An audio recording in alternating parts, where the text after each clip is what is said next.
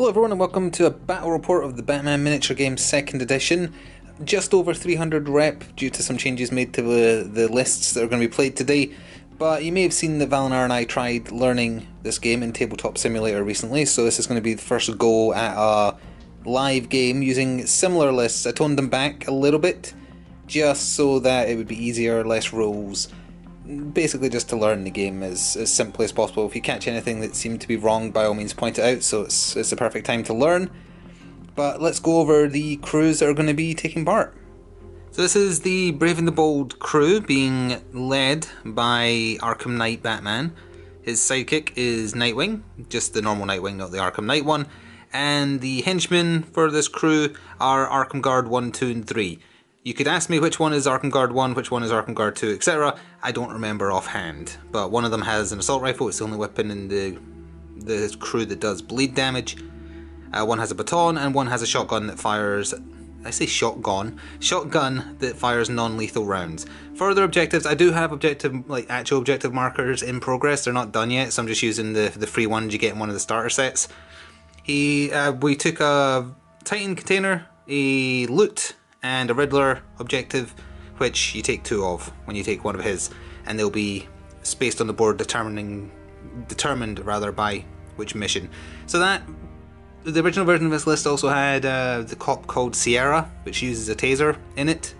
As you'll know if you saw the Tabletop Simulator match, don't actually have that model, so I skimmed that off the top to bring the points down a little bit.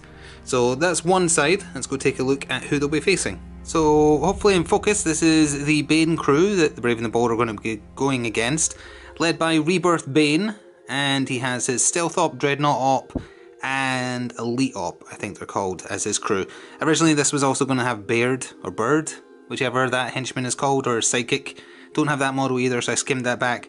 That gives the Bane crew about a 30 rep deficit compared to the Batman side, I think. So they're going in a little bit underpowered compared, but I'm going with the models available. And also again, so that the match is a bit quicker. As far as objectives, loot, Titan container, and ammo cache. That's their 3 objectives. So we'll go over the scenario and how lampposts and sewer grates have been set up in a second. So the scenario we're going to be doing is Scenario 1 Arrival. Hello, Sora. Yep. Oh, hello there. What are you doing? You bleeping is what you're doing. Secondary objectives are the first 3 victory points to the first person to control one of their own objectives, and then also first strike, so essentially it's first blood from 40k. Please don't stand in the rulebook, I need that. And all the objectives are in a 12 by 12 inch box in the middle of the map, and the deployment zones are 12 inch diagonals on opposing corners. So the Brave and the Bold have set up on this corner because the Batmobile is here, so it's only fitting. The actual sewer grate markers are the ones placed by the Brave and the Bold side, whereas the free ones, like the one up there, are the ones placed by the Bane crew. They are fast travel points, but if you use one, you can only use one per full turn, and you can't do anything else after using one, but they're a way to get around the map quickly. And these grey dice, kind of like here, there's one behind that building, and then by the tree there, that's the 12 by 12 where all the objectives are scattered. So we've got, like, right in the corner there, Titan, 2 Riddlers, 1 loot, another loot, ammo, Titan. So that's all the objectives, and the Bane crew has set up, we just zoom in slightly, Bane set up right next to sewer grate. Got is it the Elite Op that has the gun? I forget which. So now, what's going to happen is, where is the turn bag? Pardon me a moment. To determine which side gets to pick one of their models to go first, you put a bunch of counters in here and draw at random. If it's pink, it's Brave and the Bold. If it's green, it is Bane. Green because Venom. So let me just mix them around a little bit. So the Brave and the Bold side is going first. That lowers their chance of going first in the future, on future turns. Oh, in terms of other places where there's a sewer grating, because I don't have any vents, there's one there. There's a sewer grating amongst the trees there. There's one by Bane, there's one all the way over there with the construction. So now, if you didn't see us learning this in Tabletop Simulator, we raised the plan where, I guess I can show a quick example, just so we're on the same page. For example, Nightwing's card, zoom in a little bit, ideally, so it's not...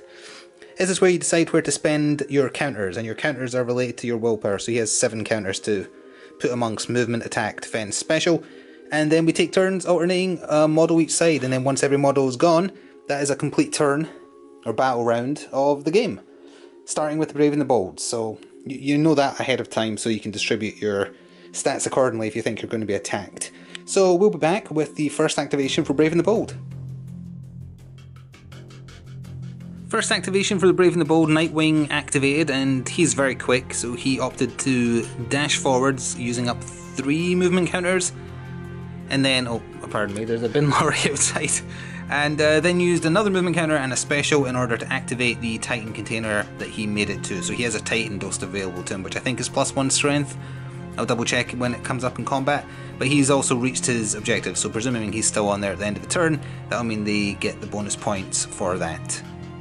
For Bane's crew's first activation, Elite Op over there with his assault rifle did not move and was able to get perfect line of sight, if we just pull out and pull past here, to poor Nightwing, who I thought was hidden, but if you kind of come down to this kind of angle, there's not even intervening terrain really. So he shot his assault rifle, one of the only 2 times he can in the game, unless he gets to the ammo cache objective marker there, and Nightwing only had 1 movement counter left to try and do a dodge attack, or dodge one of the bullets. He failed, so 2 hits got through, 2 wound in total, both of which do 3 blood each. There's 2 different damage types in the game again, if you didn't see us learning this. There is stun damage and bleed damage. He took 6 bleed, nothing on the collateral dice, which means he has 1 HP left before he is dead, which is not good. So he survived though, so now we're on to an activation for Brave and the Bold. The Brave and the Bold activated Arkham Guard 1, which is the one with the baton as it turns out. Next, he just used up his movement counters in order to kind of move towards where Nightwing is to hopefully back him up, but couldn't do anything else. Next, the Bane crew activated the Stealth Op, which opted to move up, despite there being a lamppost, to the Titan container objective for their side, and then also manipulated it so the Stealth Op has a Venom dose in his inventory now, and he's also touching objective. The early game does seem to be a lot about just moving people into position for the fights that are going to happen later, outside of the ranged attacks being incredibly damaging. That's why you don't have very many of them. Just to be extra confusing, the next person to go was Arkham Guard 3, and he just moved up as well to the far side of this police truck where Nightwing and Arkham Guard 1 are. He's the one with the riot shotgun that doesn't do lethal damage. The reason this guard and Batman haven't gone yet is because they're kind of guarding the manhole to stop Bane from fast travelling there, to try and force him to go somewhere else instead, because he could cause a lot of backline trouble. So that's as things stand. Now on to Bane's next activation. Next up for Bane, the Tomahawk wielding Dreadnought Op, I think, opted to spend all his movement. He gets slightly more than the other Bane henchman. He moved up there amongst the trees in the park, gunning for the loot objective for the Bane side there, kind of leaving himself exposed, but he's not in range of the lamp there to make him a lit up target for guns. So that just leaves Bane to go for this side. Forgot to mention at the top though, because Bane is 1 model down from the total that the Brave and the Bold started with, they do have the option to pass at some point. Arkham Guard 2, where did you go? He opted to take the sewer and pretend it's a vent. He materialised on the roof up here next to the medical clinic sign, giving him nice line of sight over kind of the area Bane's crew wants to get to, including the 1 long-range weapon Bane has as well. I'm not sure, I'm going to have to double check on the rules whether or not someone can emerge from the same manhole on the same turn, or the same game turn. I know that if a huge model travels and they sit on the sewer grating, no one can come out of it, but there might be other exceptions. And it's going to matter now because it's down to, well, Bane could technically pass if he wanted to, but it's down to where he wants to move. He doesn't need to take a sewer grating, I suppose, but we'll see in a second. So in the final activation for the Bane crew in turn 1, Bane obviously activated, and as you can see he's no longer next to the sewer grating. He took it, and he has opted to indeed move up right next to Arkham Guard insert number here. There is no rules for saying that you can't use the same sewer grating to emerge from the same place. There's just rules again regarding if a large model is blocking the sewer grating. Although then if a large model tries to use the sewer, you have to have a huge model or 2 large models blocking it. It's a little bit silly. So either way, he's up there. He can't do anything this turn, but he's obviously a big threat. So Batman, being who he is, he opted to use his back claw to extend his movement by 8 inches above what it normally is, default 4 and then more for however many movement counters you're willing to spend. He grappled his way up the building and is rushing to the aid of poor Arkham Guard, insert number here.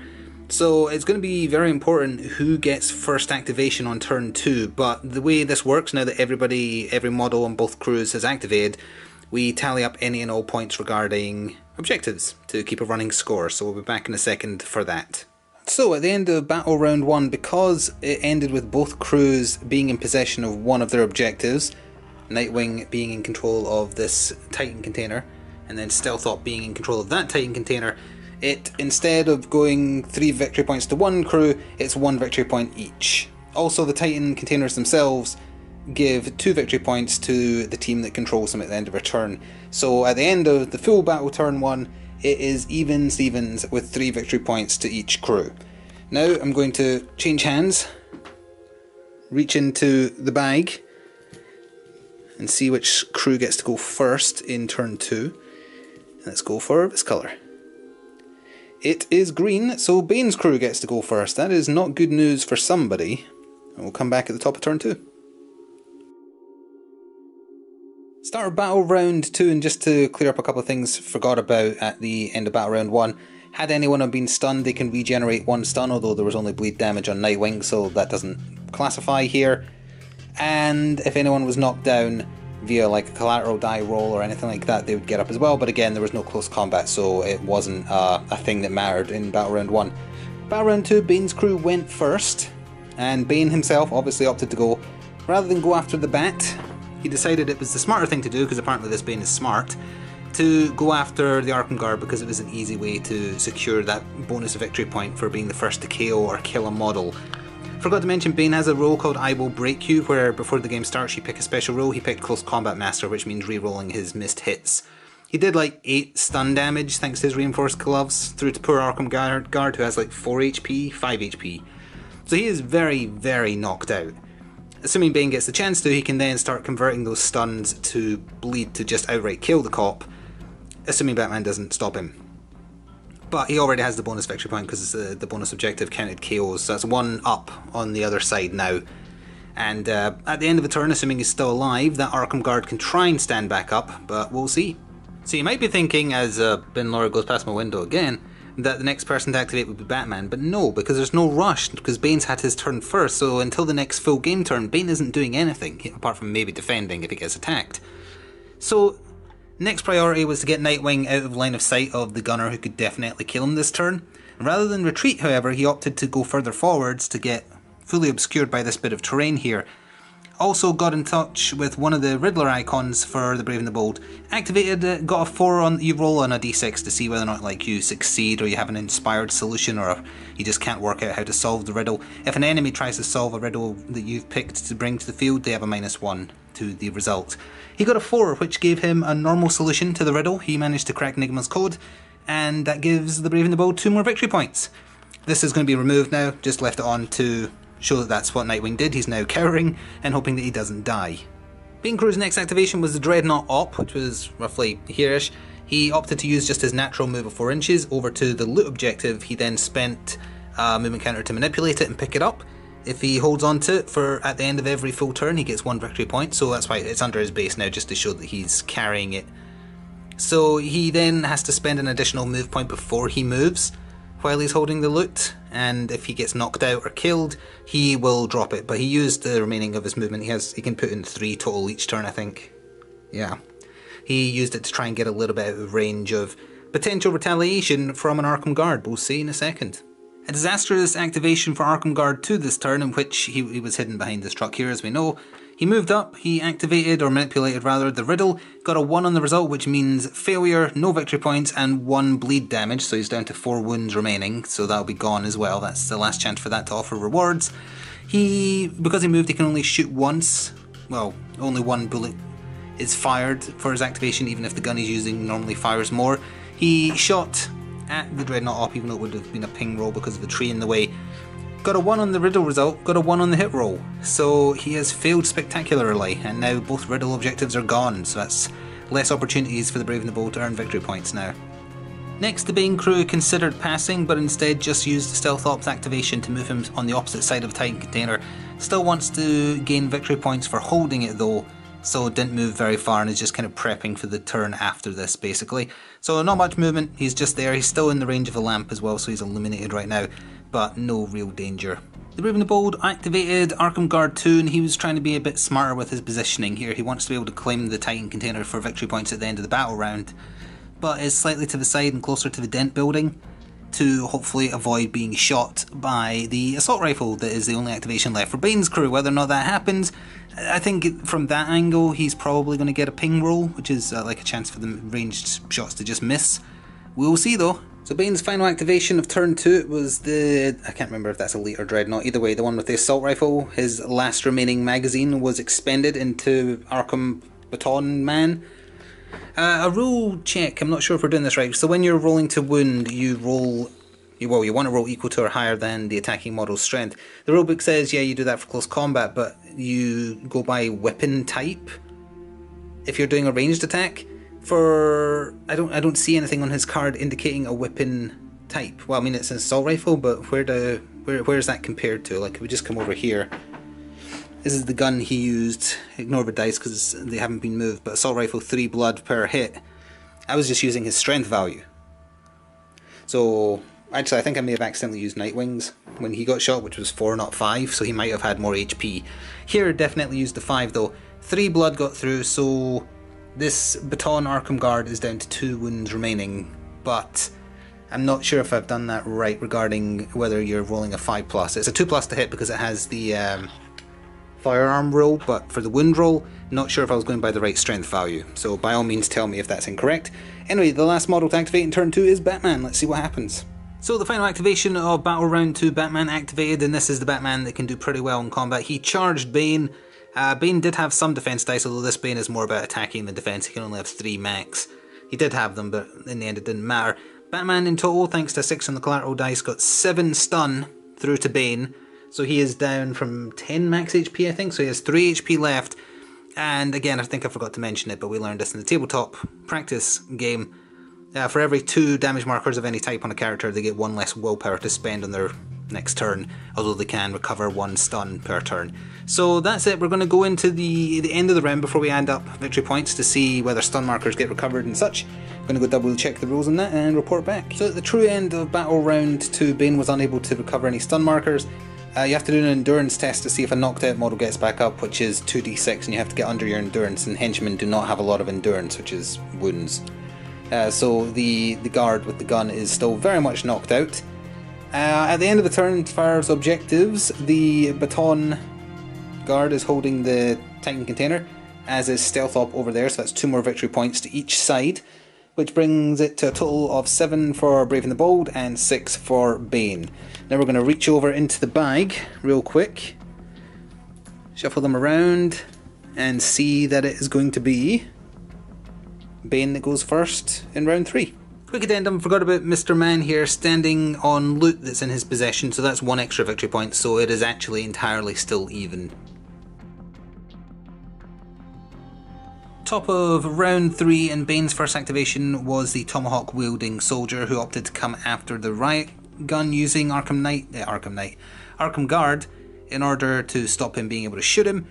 He is not dead, he is not knocked out either, but because of the result on one of the collateral die he gets to roll matching one of the hits, he was knocked down, but he only in the end took 1 bleed and 1 stun, which leaves him at 3 HP, I think. Yes, although I just realised he has hockey gear which might counter the bleed, so we'll come back with an addendum based on what that does. It might be related to shooting, I'm not sure. Either way, he's not dead yet. The next person to activate for the Brave and the Bold was Nightwing. He was originally maybe thinking about jumping up onto the roof to help Batman, but Batman's probably fine. So he opted to help poor, knocked over cop here. He moved in, he's so wounded though, he only had 1 attack dice. That said, it did get through, and he has a roll where his criticals on the collateral die inflict stun. As it turns out, stun doesn't matter because the Tomahawk mercenary is already gone. Either way, he got 2 stun through, leaving him on 3. No, he's quite tanky. 5 wounds of any type remaining. So they're just locked there now. Bane activated for the Bane crew next, and although he could have tried to do a coup de grace to kill the Arkham guard that's knocked out there, he opted to attack Batman. Keep in mind he was heavily stunned in the last turn though, so he didn't have many attacks to deal with. That said, you have to roll a natural 6 to block attacks from this Bane. He's that powerful. He has a strength of 6. Batman was unable to defend against one attack that got through. Did 2 stun to Batman, leaving him on 6 HP, I believe. Wasn't able to do anything else beyond that, and didn't want to move from where he is. This is a fight to the finish, I think. So for the Brave and the Bold, this Arkham guard with the riot gun stood up. If you're not knocked out, you can just spend one counter of any type to stand up. He then did his normal move to back up. Presuming it's okay that he can then fire. I don't know if there's a rule similar to 40k where if units are in hand-to-hand combat you can't shoot at them. Did it like he could, didn't matter though because he moved, so it was only one shot. And he missed, or no, he hit because... yeah, he failed the wound roll, but the hit was made. He only has 1 bullet left in his riot gun, not that it's served him very well particularly anyway. So now on to Bane's next activation. For Bane's activation, the Elite Op dropped down from his perch and moved with all the movement he could muster, heading for the ammo cache, both to hold it for victory points and also to reload his gun because he can't do anything with it anymore. Still not sure whether the Stealth Op is going to get the opportunity to move because holding that Venom canister equals more victory points, and at the end of the day it's victory points that matter. So we'll see. Over to Brave and the Bold, see what they do next. In the continuing battle between Bane and Batman, Batman activated and unleashed his flurry of punches on Bane.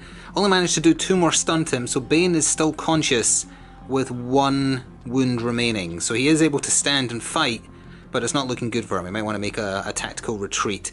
As far as other things to activate, we have the Stealth Op to decide what he has to do.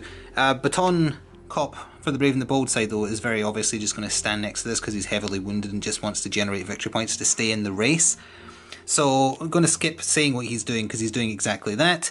Just comes down to whether or not the Stealth Op wants to move. So we'll come back with either a turn recap or his activation. So we're straight to the turn recap. The Stealth Op opted to stay next to the Titan container to claim it the victory points needed to balance out. So the Bane crew has the Titan container held, they have the loot held, and the Brave and the Bold have the Titan container. So that brings it to, I think, 10 versus 9 now in favour of Bane. It's going backwards and forwards at the end of every battle round, which is quite fun. In terms of stun recoveries, Bane did not recover a stun marker. The Riot Cop down here did. Sorry, he's an Arkham guard, but you know what I mean. I have to differentiate because I'm fairly sure one of the Brave and the Bold models is called Riot Cop. Whatever, he recovered his stun. Let's see, oh, forgot to do the Tomahawk's roll. The Tomahawk, which I think is the Dreadnought Op, he did recover 1 stun as well, so he's only actually lost 1 HP now. And that about covers it, other than going to see who gets activation at the start of the next round. It's in the favour of the Brave and the Bold, but Bane's crew still has 1 marker in here, and we'll take this one. We have Batman, Brave and the Bold going first as we go into battle round 4. So to start this battle round off, Nightwing opted to go first and he put the limited markers he has available into attacks. Thankfully for every 2 he spends in attack with the batons you get extra attack thrown in. He did quite a lot of damage to the Dreadnought Op there. He's up to 5 stun applied to him, so he still has 2 HP remaining. Didn't manage to get the shocked effect on him or a knockdown or anything like that, so he is going to get a chance to fight back. Whether or not he does go next, we're about to find out. What's this? Where did Bane go? Bane activated for his crew's turn and opted to make a tactical retreat via the sewer grating there, because you can attack and move or move and attack as far as I'm aware, so presumably he's still allowed to manipulate that to travel via that. It was going to be a fight to the death, but there's no point in sacrificing Bane. It's not like this game has like a Slay the Warlord, at least not on this mission, but there is a reason for him to flee. Because he's large, Batman cannot follow him through that sewer grating, and now if he can get there, he's very limited in what he can do. He can use movement to go claim the Venom canister. Also been totally forgetting to use Venom for him, although he hasn't been able to get through like hit rolls on Batman, so I don't think it would have made much of a difference, but something forgotten. And that will allow the Stealth Op to do something on the next full turn. So yeah, Bane fled, Batman cannot follow him, and we'll see what happens next. Next activation for the Brave and the Bold, and Arkham Guard 3 has finally done something right, to the point where I actually went back to try and remember which Arkham Guard he was. He fired his last remaining round from his riot gun into, well, it was just like a beanbag with amazing velocity. He just smacked the Dreadnought Op in the forehead. He got the collateral damage match, so it did his base 2 stun, which was enough to knock him out, and 1 extra, I believe, but again, regardless, he only needed the 2 to get through. So Dreadnought Op is knocked out. He is on the floor and unconscious, much like the Arkham Guard on the roof, which means he dropped his loot, so it's no longer generating points, and also means Nightwing is a bit safer, for now at least. I'm going to knock out 2 quick activations here because it was mostly just all about moving. The Elite Op put a lot of points into his movement in order to make it to the ammo container objective. He is now holding it to give Bane's crew more victory points at the end of the battle round. And he manipulated it so he has +1 magazine and he can fire his very deadly gun again. Went over to the Brave and the Bold side. Batman had everything in attack and defense, so he only had his 4 basic movement. He can't even manipulate the sewer anyway. So he opted just to use the base 4 movement to move to the edge there. So that's where he's perched, and very apt given that he's standing on a gargoyle. So then we roll back around to Bane's turn. He only has the Stealth Op, and then finally the Baton Cop for the Brave and the Bold. We'll see if they choose to leave their Venom canisters, which they may not want to. We'll see. End of that battle round, both the Stealth Op and the remaining Arkham Guard opted to stay in control of their Venom canisters. The loot didn't generate any points because the person carrying it dropped and Nightwing hasn't activated it to pick it up, so it's just sitting there. The Elite Op is holding the ammo canister, or ammo drum, whatever you want to call them, and they give 3 victory points if you hold them, so that makes it, I think, 15 versus 11 in favour of Bane, so Bane's crew has pulled ahead. Now all that remains again is to go over to the bag. There should be 2 markers left in here now. 2 markers, 1 for each side. Let's see what we get. Bane will be taking first action next turn. Potentially bad. Let's see what happens. Apologies, quick addendum regarding stuns and recoveries. Batman recovered 1 stun, Bane recovered no stuns, Tomahawk Soldier Guy did not recover any stun. However, Arkham Guard with Assault Rifle has woken up. He doesn't stand up yet, he has to do that in his activation, but he is now able to stand up, which may finally make a difference, we'll see. So to get the second last turn of the game started, the Elite Op decided to use his freshly inserted magazine to shoot. He was going to shoot at the guard over there. Only his base is visible, and as per the rulebook you have to see the model itself, so opted that that wasn't even a shot that was possible. Shot at Batman instead. I don't know if I am doing something wrong regarding the shooting, because it seems very, very powerful. He got 6 blood through on Batman, and that's despite him having like a feel no pain equivalent of ignored one of his shots that got through. So Batman is on 6 blood, 1 stun, and has 1 health remaining. Still gets to do his full turn as far as I'm aware as well. But that's a strong start to the turn. We'll see what happens and what the Brave and the Bold retaliates with. Perhaps not something you'd see him really do, but this is about victory points. Nightwing activated first for the Brave and the Bold this turn. He manipulated and picked up the loot, so he's now holding it. He then used his Bat Claw to flee, because he is only on 1 HP as well. Flee up onto this roof out of line of sight to hopefully be safe. So he's now holding the loot, so that's 1 victory point at the end of the turn, which may or may not make a difference. Now it's over to Bane's activation. Bane opted to use one of his passes, so it was the Brave and the Bold activation next. The Riot Gun Arkham Guard 3... Yes, 3, I said 3. He activated and he moved towards the loot. He has no ammo left, so he couldn't do anything else.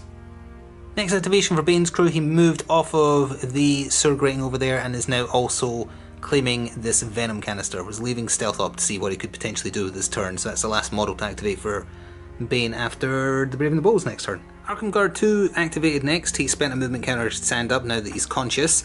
He then, presumably it doesn't count as moving standing up. If it does, then this was done slightly wrong, but he then decided to shoot at Bane all the way down there. The tree imparted a ping roll since most of them is obscured by it, and that stopped one of the hits getting through, and then the one hit that did get through failed to wound. So Bane is okay, but he can fire that assault rifle 1 more turn. So he might not be okay on the next turn. Either way, it's down to the Stealth Op now to decide what he's going to do. The Stealth Op has decided to move, and there's another little rules query as to whether or not you can pause halfway through your movement to manipulate an object then keep moving. He moved to the loot bag, which was the objective for Bane's crew. He manipulated it and then still had 1 inch of movement left, which did get him into combat with the Riot Gun Arkham Guard. Assuming you can do that, then everything's fine. If you manipulate something and that's where your movement is supposed to end, then this is obviously wrong. Either way, it doesn't matter, because he kind of whiffed in close combat. His hits were fine. right gun cop expected something like this, so he had 2 defense dice, rolled well on those. So no damage through at all, but he did claim the loot, assuming all this is right. Even if the combat couldn't have happened, he still would have claimed the loot, so that part is correct. So now it is just down to Baton Cop, who honestly is just going to stay there to claim that because he needs to keep the points to keep the Brave and the Bold to have a chance. So the only person to go is Batman, I think. I think he might be the only one left, so we'll see what he's doing. Using his Bat Cape, Batman glided down from here into here, got into close combat with the Elite Op and absolutely destroyed him. It did like 4 or 5 damage over his max. A lot, well, all stun damage though, so he is still alive. He can still get up potentially on the final turn, but he is knocked out. So we're going to do recount now, see if anyone recovers from stuns or being knocked out, and also add up victory points. So penultimate turns recap. Batman did not recover his stun. Bane recovered one of his stuns. The Tomahawk Dreadnought Op is now awake, so he's no longer knocked out, but he has to stand up in his own turn. And as far as victory points go, Bane's crew holds the Titan Container, holds 1 loot, and the Brave and the Bold hold a Titan Container, the ammo box, and a bag of loot. Which happened, this was not planned. Going into the final turn, it is 17 victory points to 17 victory points. And we know that the Brave and the Bold go first in this final turn, so let's see what happens. So the final turn and the final first activation for the Brave and the Bold started with Arkham Knight 2 shooting his 1 remaining magazine into Bane. I forgot that, the first time he was shooting at Bane, that large models get -1 to their ping chance, which is the rule for bullets like pinging scenery and missing them. Forgot at the time, remembered this time, didn't matter though because he was safe. So Bane is still very much alive and holding the Titan Container down there as we move on to the next Bane activation. For Bane's activation, the Tomahawk wielding Dreadnought Op used a token to stand up, and then he had everything else put in movement in order to go over here. Haven't looked into how contesting an objective works in this, so that might come down to being important depending on what the baton wielding Arkham Guard can do. Moving on. Batman chose to activate next, and from his position holding the ammo crate, he threw his batarangs into the back of the Stealth Op's head. Over here, they don't do terribly much, they did 2 stun in the end, so he's still up and standing and holding on to the loot, but that's all Batman could do. So now we're moving on to the next Bane activation, which is either Bane himself or the Stealth Op. The Stealth Op activated for the Bane crew's next move, and looked into how contesting objectives work. Basically, if an enemy and one of your crew are touching the objective is null and void. However, if the enemy or yourself is in base to base with an opposing model, you are not counted as holding it. So, like for instance here, now that the Tomahawk Op is moved up, which I can't remember if we covered, I hope so. Either they're both now trying to claim this, so this objective cannot be claimed. The Baton Cop isn't going to be able to do anything about it because he put everything into defense only, which was a mistake. Not maybe nearly as bad as the mistake the Stealth Op made. Forgot that he's holding loot, so he has to spend 1 move counter before he can move, because his best option was to contest the ammo dump that Batman is holding on to, I think. And he can't do that now, so instead he took some swings at the riot gun using Cop, who had everything in defense because he anticipated this, and took no damage. So that was him, and that just leaves Bane, who's going to sit on the objective, because he would be giving up 2 victory points to null and void 3, which is a bit pointless. So the only thing that matters now is Nightwing's final activation. Going to have to look into how to jump down, because if he can get into contact with Tomahawk guy here, he is no longer contesting, and that makes the difference. So let's see. Unfortunately for Nightwing's activation, he's just going to stand there. He doesn't have enough movement left because of how wounded he is that he would have been able to do a jump down. It's about a 6.5 to 7 inch tall building with a ledge approximately 3 inches down. If he had 1 more point of movement, he could have done it, I think. Because he would have to cover the distance to like here, drop down here. He can leap over models because he's an acrobat, so then that would have got him into base. That might make the difference. Going to add up the final scores now and be back in a second. So at the end of my first live action game of the Batman miniature game, which I really enjoyed for the record, and took about the same time as a 40k game weirdly, but I guess it's because I was trying to make sure we were right about the rules. I'm sure things were done wrong, but by all means politely point things out to keep an eye on special rules I may have missed. As far as final scores go, assuming everything has been working as intended regarding ownership of objectives, It's 21 victory points to the Brave and the Bold and 21 victory points to Bane's crew, so it's a draw. But again, things would have been a bit different if, for one, Nightwing could have made it down to contest the Dreadnought op, or if, for instance, the Stealth op had remembered he was carrying loot, so he needed one additional movement counter to do anything, contested the ammo drop, or maybe even taken Batman out and claimed it. Either one of those things would have given Bane the win. So yeah, I enjoyed it. I want to do more. Might do more real soon. Got some more crews to try out. By all means, please do show your support. I know there's a deficit of Batman miniature game content on YouTube, so this is a good way to encourage more if you support this. Thank you very much for watching though, and I will maybe even play some games on Tabletop Simulator in the future as well as doing live action ones. Thanks for watching, and ta-ta for now.